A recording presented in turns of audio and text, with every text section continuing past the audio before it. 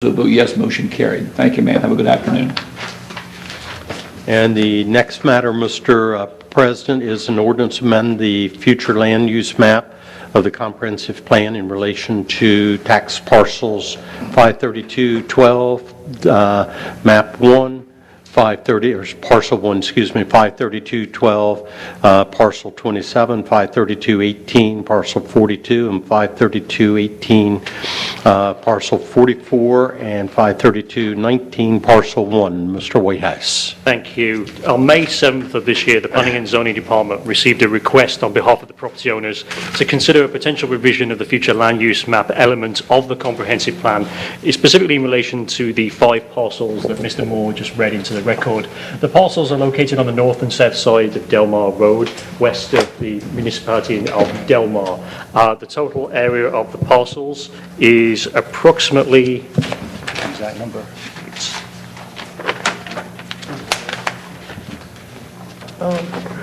I have the number. I'll get that number in just a moment, Mr. President. But basically, to summarise, the request was specifically to change the area designation of the 5 parcels from being in the low density area and also the existing development area to the developing area. The applications were submitted upon receipt to the State Planning Office, where they went through plus review in June of this year. Following plus review, the applications were discussed further with the State Planning Office. A copy of the plus comments is included in Council's paperless packet. Following discussions with the State Planning Office, it was discussed and agreed to bring them forward to public hearings before the Planning and Zoning Commission and County Council, which has led to where we're at today in the process. I can confirm that submitted into the record for this, we have a copy of exhibit booklets that have been received from the landowner. So there is an originally submitted exhibit booklet and an updating existing booklets. We have a copy of the plus response that has been received from the State Planning Office, and we have a copy of the county's plus application to the State Planning Office. I would note that we received 1 letter in opposition. The ordinance was subject to a public hearing before the Planning and Zoning Commission at its meeting of November 18th of this year, and at its meeting of December 9th of this year, the Commission recommended adoption of the ordinance for the 12 reasons outlined in the Commission's motion. And Mr. President, a copy of that motion and a copy of the draft minutes of both of those meetings is included in Council's paperless packet. If I could also assist with today's public hearing, Mr. President, we actually have joining us this afternoon Mr. David Edgell from the State Planning Office, and when the public hearing was held before the Planning and Zoning Commission, the order of speakers started with the State Planning Office. So I would suggest it would be to follow that pattern. Perhaps we follow that today. So. Okay. Any questions from Council? And unless there's any objection, I'll follow the same procedure fine. then. No, that's fine. Yes.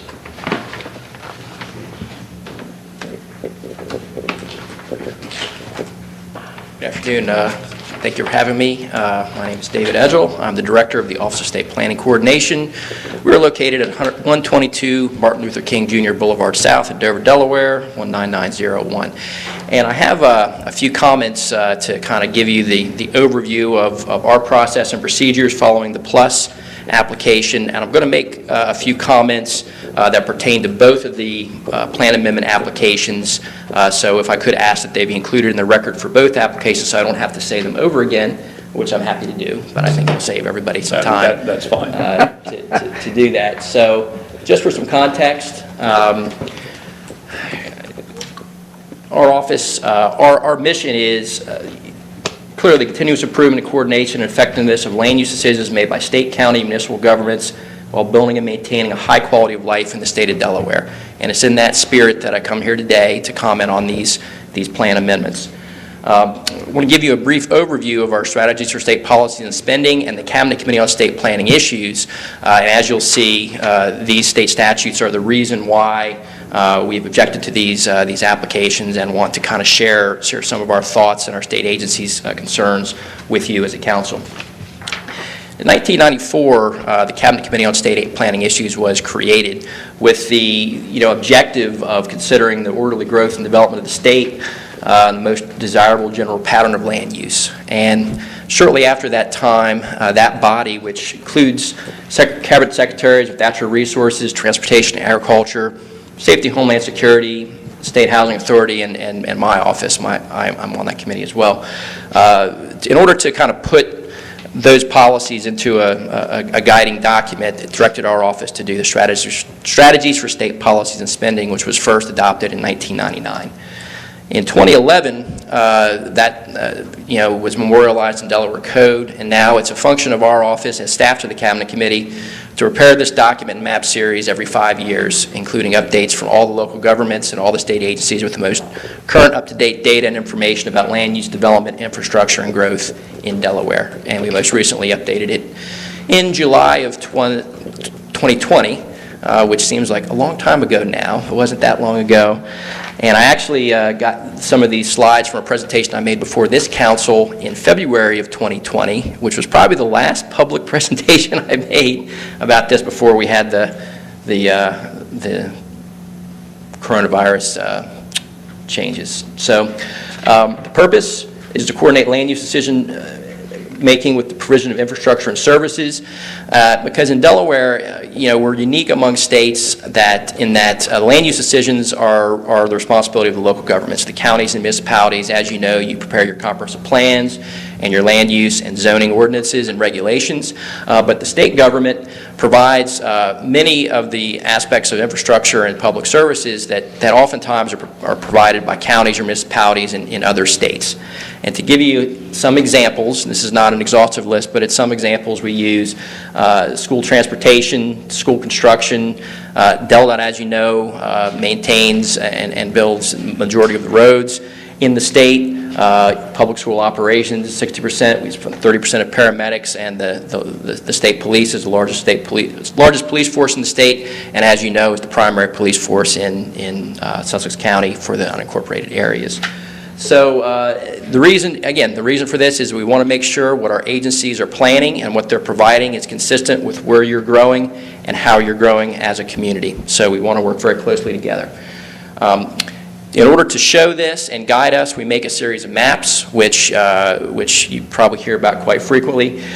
These maps are not just something we draw freehand. They're not just our opinions. It's a map made by GIS, which contains over 30 layers of data coming from your local government, all the municipalities, all the state agencies, and each 5 years we try to make that data as current and up-to-date as we can. And it starts, just as a graphic representation, we start with all the comprehensive plans for municipalities, the counties. We have a whole series of factors listed there that relate to things that would favor growth, things that would identify areas that might be good places to have new growth and development with public services and infrastructure. We also have a whole series of layers that indicate that we should preserve that land or have it for agricultural protections, or that there's natural resources or ecological features on that land, and it gets all mashed together in a giant computer process called GIS. And we also add out of play, which is lands that are preserved, and we end up with a series of maps, which is this terrible resolution. Sorry about that, but these are the 2020 maps that show the state in basically 5 different colors. Your levels 1 and 2, your reds and oranges, are the areas that are growing and developing currently, our cities and towns, and many of your growth areas that you know of with infrastructure and services are in those areas. Level 3, the yellow areas, kind of are the outskirts of that and sort of the future or longer term growth areas. The white areas are what we call level 4. We'll talk about that a little more in a minute, but those are our rural areas where we support agriculture, industrial activity, and natural resource conservation. And the gray areas are out of play, meaning they're somehow preserved or protected by law or by public ownership or other protections. So that's how we end up with the maps. You see Sussex County sort of blown up there on the right. Our state agencies over the past 20 plus years have integrated the state strategies into their operations and activities, whether they're reviewing through the preliminary land use service, making capital budget requests, citing new schools, planning their infrastructure and public services. The state strategies are their guiding force, their guiding document, and we work very closely with them to implement the strategies.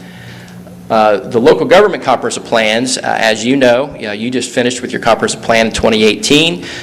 We had a lot of discussion about that plan as it was being developed. It had a very robust and a very extensive public participation process and a lot of different drafts and versions. But we look at these plans when we review them based on the state strategies, how well they conform to those state strategies.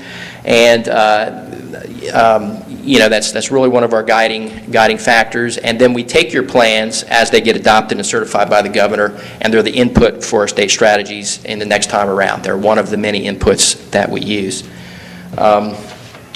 The comprehensive plans, not to read this word for word, but basically the Delaware Code gives us a process. We review your plans through PLUS, and the county plans get reviewed by the Cabinet Committee on State Planning Issues, which makes a recommendation to the governor, and the governor certifies the plans. And all of that occurred, as you well know, in 2018 with your current plan. The reason we're here today for both of these amendments are anytime there is a comprehensive plan or a plan amendment that our office reviews, we have to review all comprehensive plans and all plan amendments, and we are reviewing it based on the state strategies and other state land use policies and goals.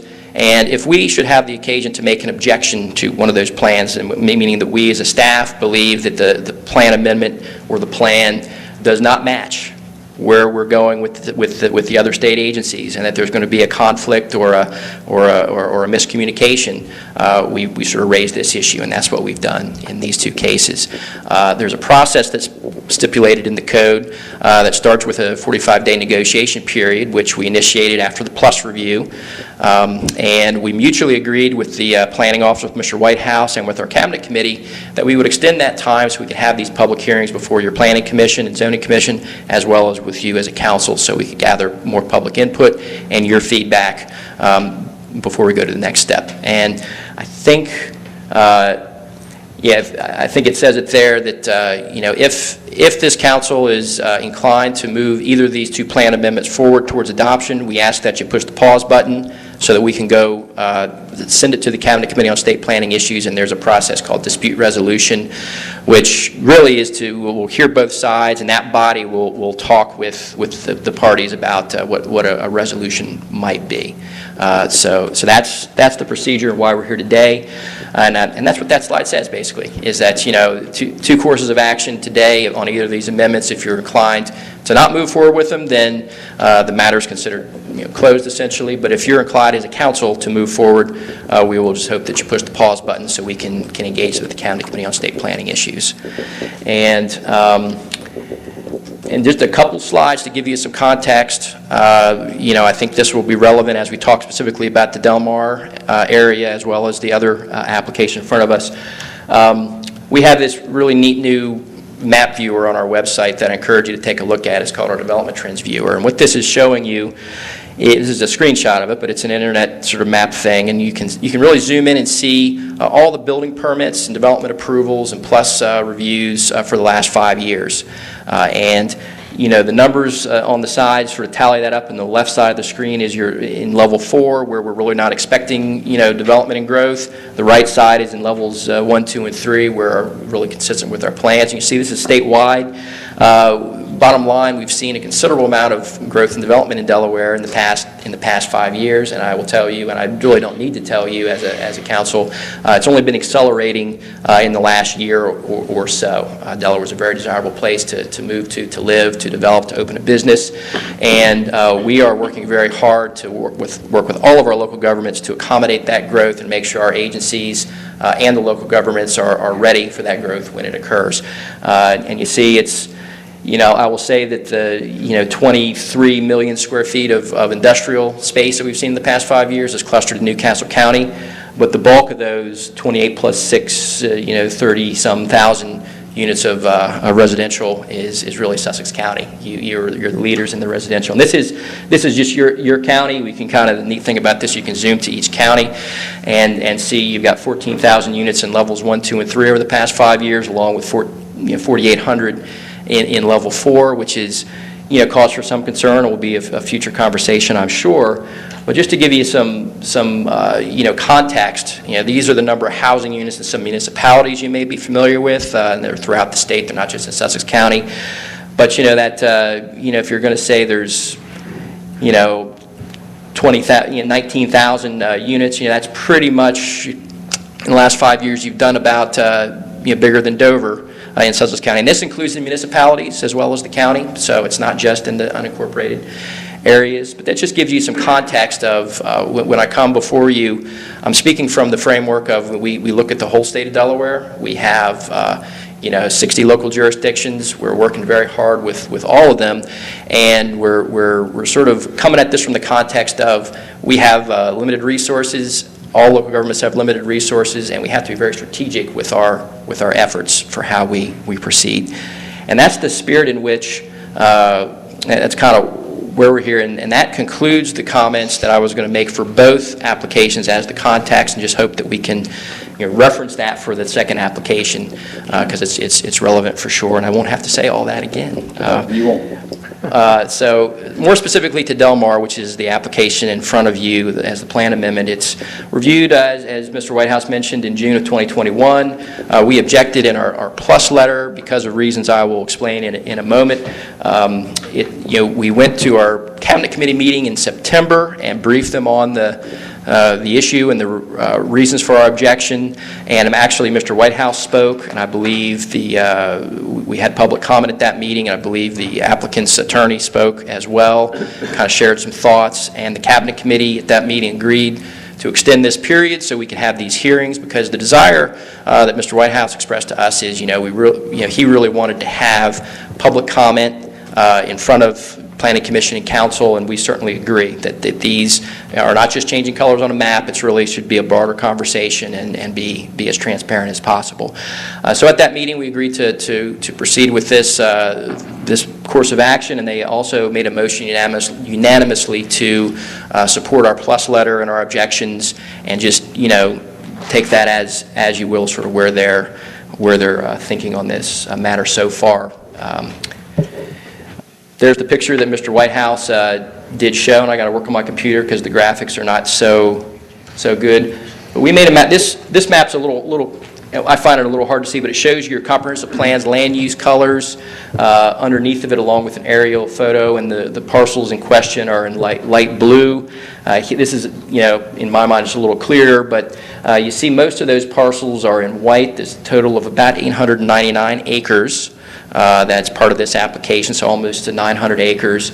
And three of the largest ones are in your low density category, which to read your plan, it's a rural area, but it also includes a residential component of 2 units per acre or so. And the yellow color, Mr. Whitehouse explained, is something called existing, which reflects, if you read your plan, talks about some existing zoning districts that are kind of scattered throughout the county in the rural areas, and that does contain some different zonings. And the proposal is to move it all into something called a developing area in your comprehensive plan. And making that change, again, my point is it's not just a simple color on a map. It has some consequences, and some potential consequences, I should say, because the plan is the first step. It signals to the state, to all the surrounding property owners, to developers, what types of things would be allowed in that area. And each of these districts in your comp plan are related to a series of zoning districts.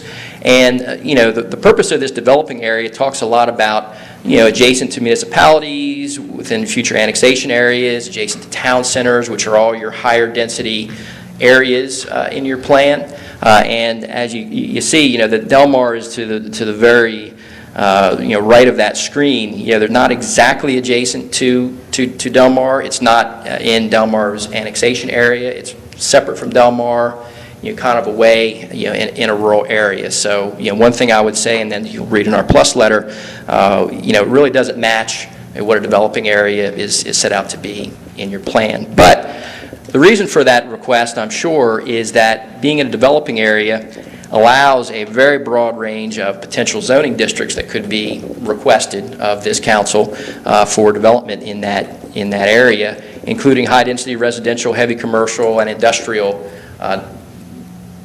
zoning districts. So I'm not here to talk about any particular development application. I don't believe there's a development application that's been presented, but we're looking at it from the beginning, the comprehensive planning stage, of what is that signal to the state of Delaware, its agencies, other property owners, and developers. And Mr. Schaefer has a question. Mr. Schaefer, when you consider developing areas, and I know this Delmar location is somewhat different than we see most of the time because it's basically on the state line. Mm-hmm. does your office take into consideration major employment centers that might be located in another state, but right over the state line? You know, there is a major employment center just south of this site. Do you take that in consideration as a developing area? Well, we would if it were something that were analyzed and presented as part of the Sussex County Comprehensive Plan. As I mentioned, you know, we use your comprehensive plan as a guide as we do our state strategies. One of the sort of causes for concern or the reasons why I'm here in front of you is, you know, this really was presented to us as without a whole lot of additional information, as a change that, you know, didn't come from the county, it came from a land developer. And, you know, I'm sure you will hear their presentation in a moment that talks about the proximity to the Salisbury metropolitan region and those sorts of things. But, you know, currently your plan doesn't include it, and, you know, we don't have any data on Maryland.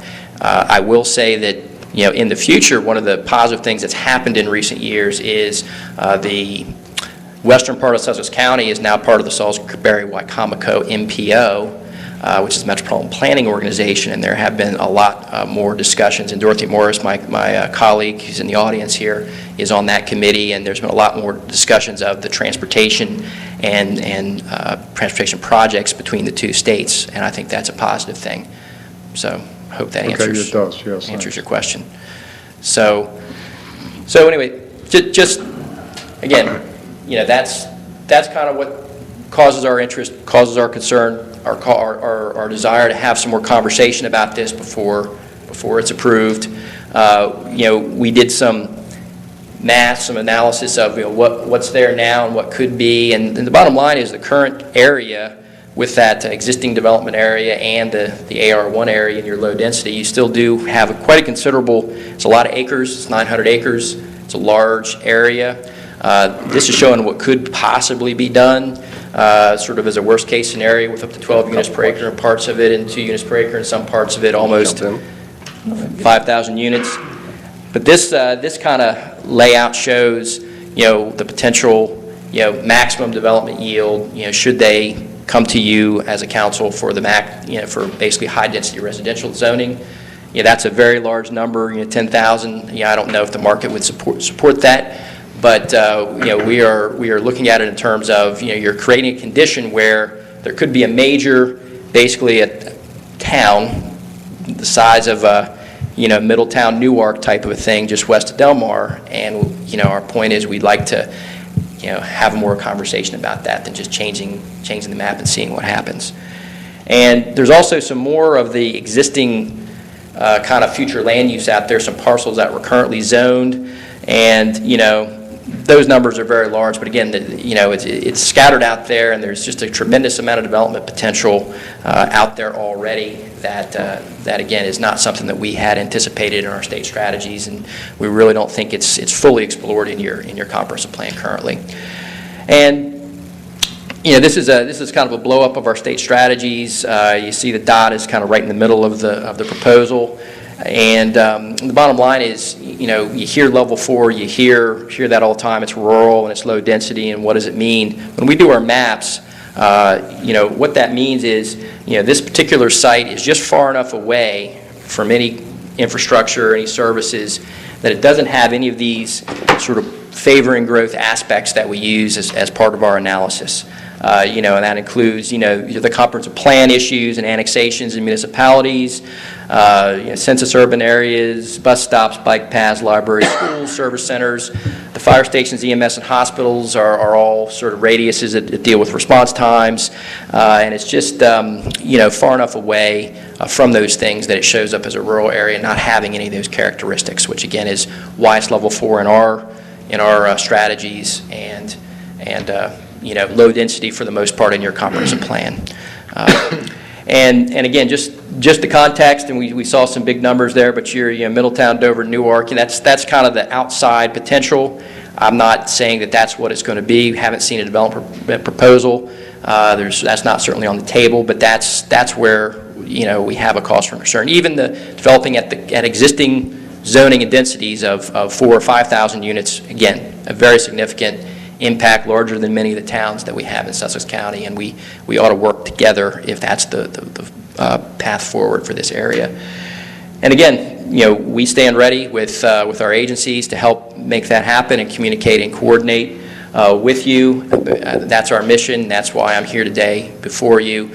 And again, our objection really is, let's push the pause button. Let's start and talk about this in a larger context within the Sussex County Comprehensive Plan rather than changing the colors on the map right now. And if you are inclined to, agree with pausing, we can work with Mr. Whitehouse and the planning office and see where it goes from here. If you're inclined to proceed at this time, we'll certainly bring you before the Cabinet Committee, and we can talk about it with them, and they can have some very more specific input regarding their agencies and their funding and their services. So that Talk about the Cabinet Committee if we were to want to move forward. So who would, it would be Sussex County and who? Well, Sussex County government is the applicant. Because there's a resolution here, the W-2 sides. Yes. So it's the county, and who's on the other side? The Cabinet Committee on State Planning Issues. Okay. And perhaps ultimately the governor, because the governor certifies the Sussex County Comprehensive Plan. And, that would be the venue to, if you would like to move forward, we would sort of flesh this out in more detail for the Cabinet Committee, hear their concerns, hear their recommendations, and work with you and your staff on, how do we proceed. And the Cabinet Committee, at the end of the day, the Cabinet Committee said this just is not a good idea. If the Cabinet Committee says it's not a good idea, and that brings up the way the state code reads, Title IX, your section about the comprehensive plans is the state government's not obligated to provide any funding to municipalities or counties that don't have a certified comprehensive plan. And that's what it says. This has not occurred very often, and that is not a direction that I'm suggesting that it will go. Right.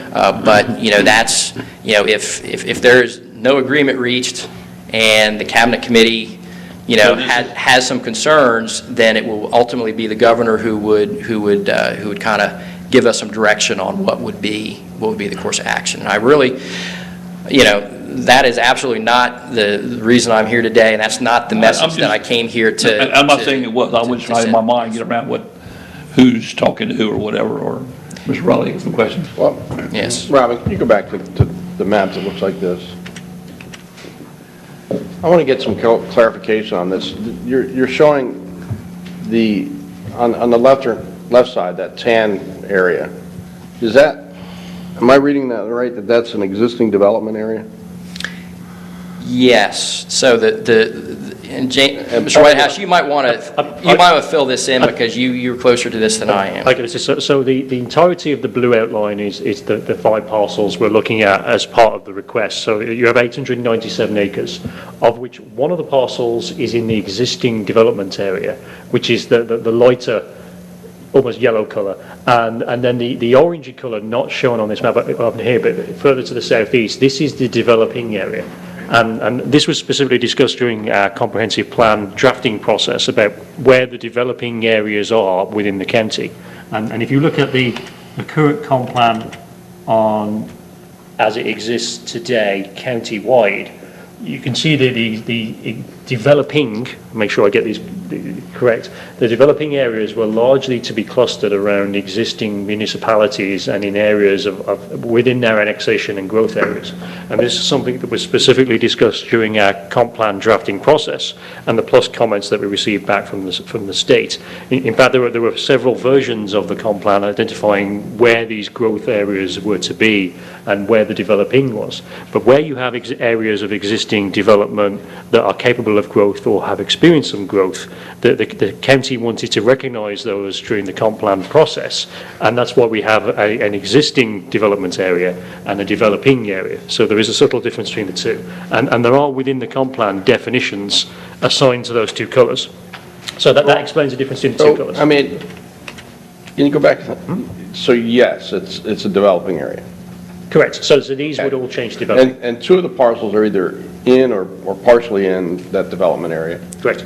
And the other 2 would link up another development area. I mean, and you said in your testimony that you have not taken into account the fact that this is 15 minutes away from the largest city on Delmar. Because our plan doesn't take into I know it doesn't, but nevertheless, you haven't even taken that into account. So, I mean, I don't understand what all the objection is. I mean, I can understand if Delmar has concerns, you know, with sewer and whatnot, but, and the other question is, how far away exactly would you have to be from some of the services you listed before you would say that it was within close proximity? Let me answer a couple of those questions. First of all, you know, you're talking about, you know, this being close to Salisbury and 15 minutes away, and kind of we need some more development in this part of the county. Those are all things that should have... That's one of our goals, too. Well, that's fine. That's good. But again, that's not what's in your comprehensive plan now. It's not? To encourage development on the western side of the county is not in our Not that plan? I'm... Well, just because it's a deficiency Well, doesn't hold mean on, we wait, ignore it. Mr. Schaefer. No. Mr. Schaefer.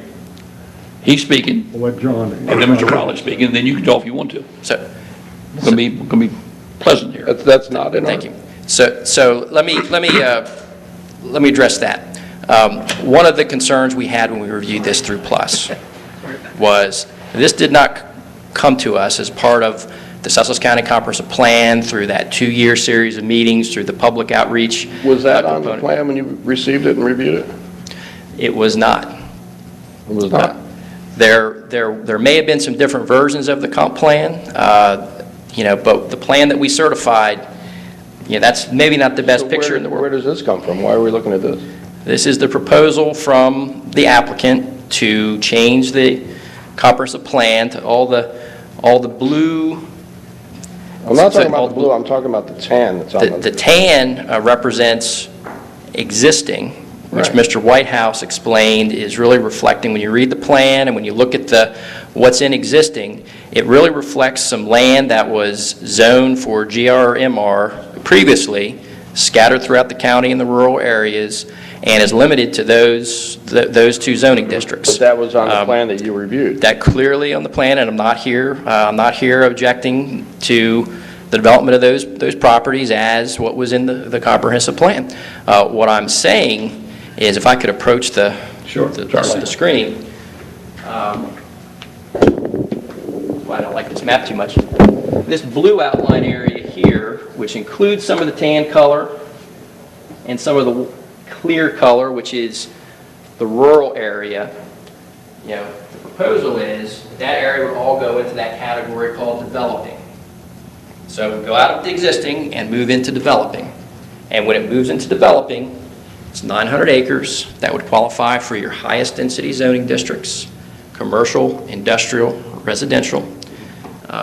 But I want to be clear, that tan part already qualifies for that, right? It does not. It does not. It does not. It qualifies for, I don't know what the actual zoning is, MR or GR, which would again provide for significant development. MR and GR Possibility. is pretty significant It's development. significant development, but developing category is something different, something bigger. Well, it's just as big as what's outlined in blue, and the blue part's actually closer to Delmar. I'm not comprehending why you're objecting to it. The reason we're objecting to it is plans are long-range documents. It takes a long time to plan for public services, roads, service centers, those types of things. There is no plan in place now, and maybe there needs to be, for a significant small city to be located west of Delmar. What's in the plans right now is more emphasis on agricultural protection, agriculture, industrial activities, and those types of things. If we are wrong, if we are not coordinated, one of us is going to make a move that the other is not expecting. And we're going to waste time, we're going to waste money when we should be working together to allow for growth. But we'd be okay if And we made a move preservation. on the tan portion of it. If you moved on the tan portion of it, anything in the tan, if it were going to be developed under MR or GR, we would review it in plus and say it's in part of your comprehensive plan. So We're here for the amendment. We're talking about the amendment, which is changing it to a different category altogether and providing, the opportunity for quite a considerable additional amount of development to occur, which I'm just saying we are not ready for. If the county would like to proceed with that concept on the western part of Sussex County, if you have data and information about the proximity to a major metro area and an economic development plan and a plan to grow that area, I would say let's slow down a little bit, let's collect that information, and let's work on it together as part of something that's not a development application and a developer-driven, hey, let's just change the color on the map, but let's do it through a comprehensive planning process where we can really work forward together. I think this is, if it were developed into residences away from the beach area, it creates housing that is a little more affordable for a lot of our residents. It meets our goal of trying to spur development on the western side of the county. I mean, to me, I can see a lot of reasons why this makes really good sense. And I'm frankly, I don't understand why our plan doesn't include part of the greater Salisbury metropolitan area. I'm also on that committee as well. The Wimacomico MPO. And I mean, the fact that we haven't taken that into account in our plan is an oversight, I think. But I actually have Schaefer. Almost same question as you, and I agree with Mr. Riley. I'm perplexed as to what the concern of the state planning office is, and this is not a criticism, I'm just asking out loud. If there's a deficiency in the plan, how come somebody, and I don't know whether it's Mr. Whitehouse's office or your office, didn't say, hey, there's a deficiency in the plan, guys. We're not taking into consideration that we're a stone's throw from the major employment center in the mid-Atlantic area, or the Delmar area, excuse me. I don't know why somebody didn't bring that up. And I also don't understand why, if you have a plan, in land use applications, I don't think it's proper planning to be black and white. I think land use is in flux constantly, and you have to be able to grow with the growth that's occurring in any area. As you know, many years as you've been in it, it occurs in the strangest of places sometimes.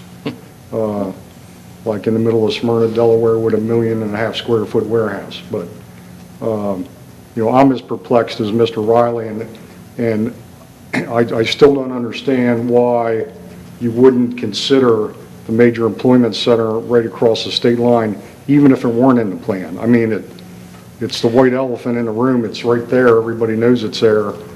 I don't understand why somebody didn't stop and say, hey, we have this major employment center here. We need to consider it. Couple things. First, I think what you'll hear from the applicant when he testifies that there was some discussion of this during your comprehensive planning process, and there was some, it was in, it was out, it was in, it was out. So maybe there was some discussion. I don't recall there being any significant, overview of major metropolitan areas on the border. It certainly didn't make it into the land use, and just for the record, I've been working with the state planning office for 19 years now, but 18 of those years I was a principal planner focused on Kent County. So I was at some of your comprehensive plan meetings, but I was not the primary person involved in it. Dorothy Morris, who is here today, is our planner for Sussex, and she was here. But what she and I are both going on is the county council went through that whole process. It took over 2 years, from what I understand. There was dozens of meetings that were with the public and with developers and with applicants and with constituents. And at the end of the day, the county council adopted a comprehensive plan which the governor certified. And that is the comprehensive plan that we are using for our state strategies. It's the comprehensive plan that we are relying on for the next 10-year period within our agencies as we plan for growth in Delaware. If this is an absolutely wonderful idea that the council would like to proceed with, I would say let's push the pause button. Let's speak to the Cabinet Committee on State Planning issues with it. Some more planning is needed because I showed you numbers on the screen, and they, it didn't numbers maybe don't seem to tell the whole story, but it is a, potential for a very significant population center here west of Delmar. Maybe it's an extension of Delmar. Maybe Delmar is going to grow into that area into a major metroplex. Maybe that's the vision. Maybe it's not. But right now we don't have a whole lot to go on in your current comprehensive plan, and seeing colors changed on a map, knowing the consequence is the reason why we are objecting. And maybe objecting is it's the term that's in the code. We are concerned, and we would like to do this the right way rather than change the colors on the map and take whatever comes with your next rezoning application for a land use amendment. So, I would point out there's only one member of council here that was present for that last plan, and the rest of us are catching up, I guess. And our director of planning zoning wasn't here either for it. Well, I guess he was here, but not in his current capacity. So we're kind of all in the same boat. I guess what I'm still trying to get my head around is, if we made a move in the area that is shaded tan, you wouldn't be here today. I mean, if it's tan, and the fact that we're actually talking about potentially expanding it is what brings you here. 2.5. Now, is that totally true, or if we were going to move forward with what's in tan and make it where you put anything you want to in there, not just GRMR, heavy industrial, whatever, you'd be here then? We would be here then, and I would qualify. Let me qualify that also, that the tan, even the tan in our state strategies map is in level 4. So we would object to that through plus, because we are not equipped to be to have development activities in level 4. And we talked about you have a lot of that already, and we're challenged with it, and we're wanting to work some more on that as well at probably a different time. So we would object through the plus process to the subdivision. If there's a subdivision under the MR or GR zoning, we would object to it, but it would not be a plan amendment.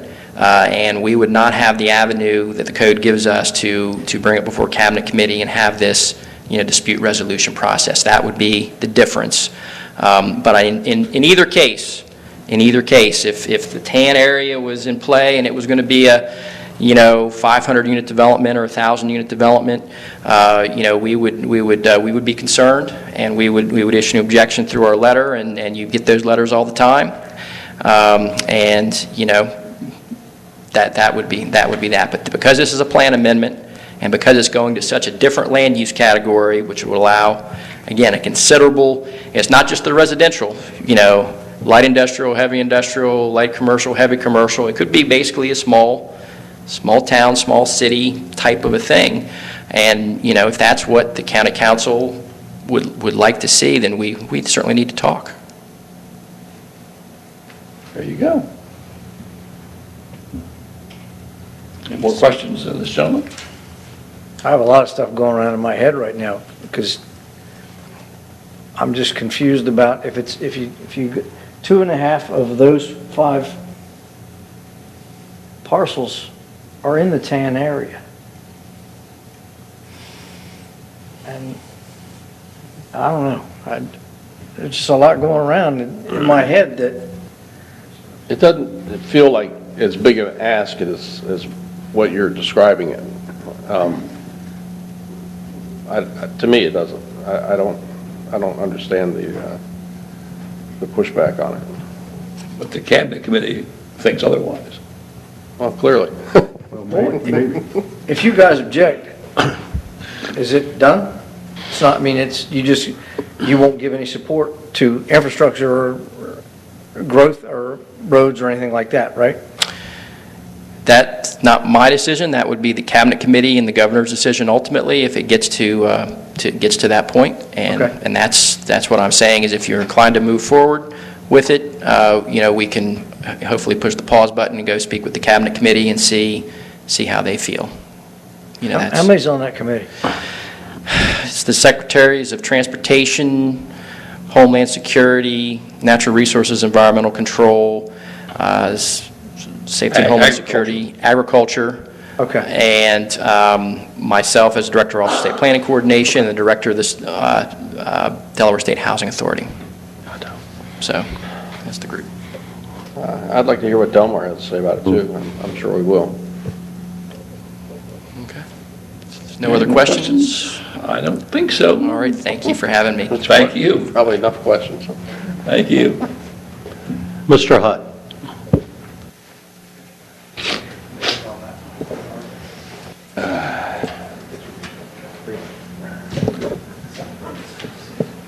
Have the authority over land use decisions in the Delaware Code.